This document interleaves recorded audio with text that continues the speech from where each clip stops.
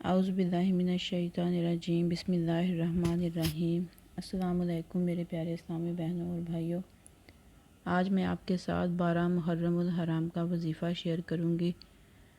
یہ بہت ہی مجرب اور آسان ہے۔ اس وظیفے کی بہت ہی فضیلت اور برکات ہیں۔ یہ بہت ہی بابرکت اور آزمایا ہوا عمل ہے۔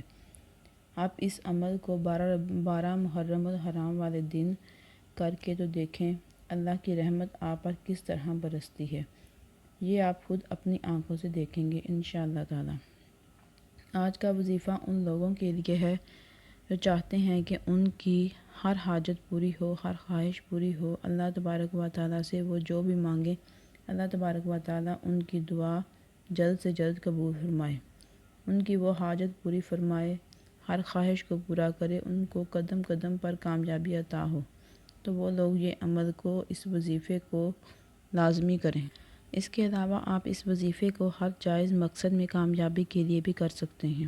اگر آپ کی کوئی خواہشات ہیں، کوئی حاجات ہیں جو پوری نہیں ہو رہی، تو آپ اس عمل کو، اس وظیفے کو 12 محرم الحرام والے دن کر کے اللہ تبارک و تعالی سے رو رو کر، گڑ گڑا کر، نہایت عاجزی اور انکساری سے دعا کرنی ہے۔ انشاءاللہ اللہ پاک آپ کی ہر خواہش کو پورا کرے گا، ہر حاجت کو پورا کرے گا اور آپ کو ہر وہ چیز عطا کرے گا جو آپ کے حق میں بہتر ہوگی، جو آپ کے مقدر کو چمکا دے گی۔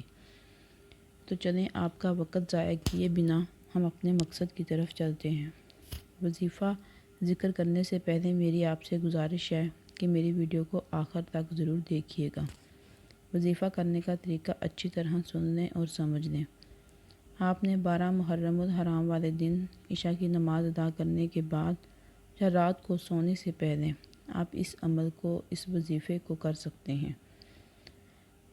آپ چاہیں تو اس عمل، اس وظیفے کو عشاء کی نماز کے بعد جائے نماز پر اسی جگہ بیٹھ کر کر سکتے ہیں۔ اگر آپ نے عشاء کی نماز کے بعد اس عمل کو نہیں کرنا، تو جب آپ نے سونے جانا ہے تو اس سے پہلے اس عمل کو، اس وظیفے کو کر سکتے ہیں۔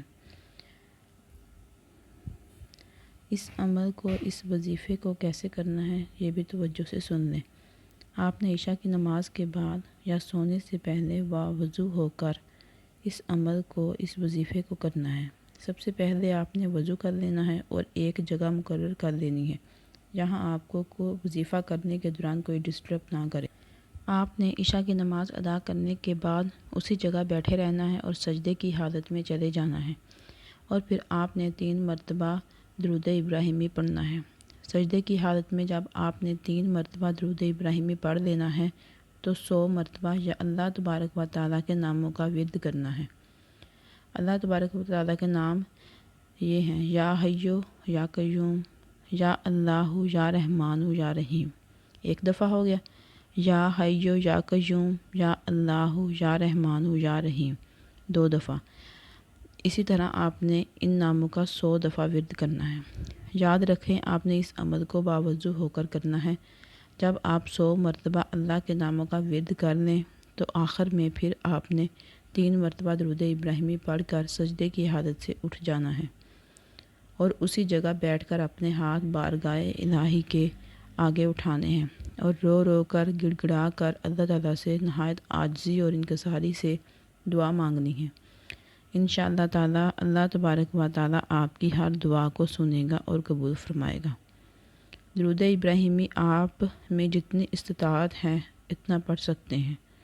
3 مرتبہ پڑھنا لازمی ہے۔ آپ 5 دفعہ بھی پڑھ سکتے ہیں، 7 دفعہ بھی پڑھ سکتے ہیں، 11 دفعہ بھی پڑھ سکتے ہیں، لیکن آپ نے کم از کم 3 مرتبہ لازمی پڑھنا ہے، کیونکہ جس دعا یا جس وظیفہ کے آخر میں درود ابراہیمی پڑھا جائے وہ دعا کبھی رد نہیں ہوتی اور اس عمل میں بڑی تاثیر ہوتی ہے۔ آپ نہایت عاجزی اور انکساری سے نبی کا صدقہ دے کر، نبی کے نواسوں کا صدقہ دے کر اللہ سے دعا مانگنی ہے۔ اس وظیفے کو آپ نے ایک دن کرنا ہے اور سارا سال اس کے فوائد سے مستفید ہونا ہے۔ امید کرتی ہوں کہ آپ کو میری یہ ویڈیو بہت پسند آئی۔